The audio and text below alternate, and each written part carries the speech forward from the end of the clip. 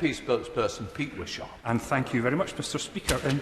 The Leader of the House should be thoroughly embarrassed about his ridiculous comments from Business Questions last week when he suggested that Tory MPs are protected from COVID because they have a more convivial, fraternal spirit.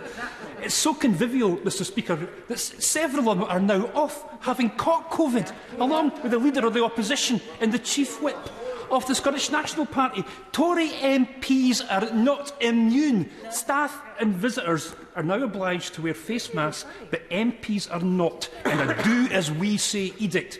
But progress has been made, and my campaign to get them to mask up is beginning to bear fruit. More of them are actually starting to care about colleagues and members of staff by wearing a face mask, and I welcome that. But I note that the Leader of the House's physog remains unadorned from this modest disease-stopping piece of cloth. He's got a perfectly good Union Jack face covering. For goodness sake, man, put it on. Be the Leader of the House, not the Libertarian of the House. And I want to support you, Mr Speaker, in your campaign to make sure that important announcements are made in this House first.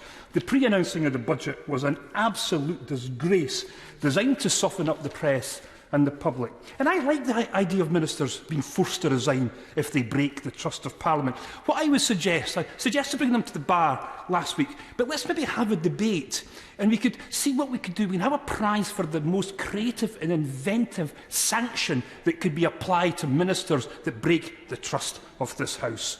And lastly, COP comes to Scotland next week, and our beautiful country will be on show to the world. Scotland leads the UK in renewables and climate change legislation, and we will be a good host to the summit.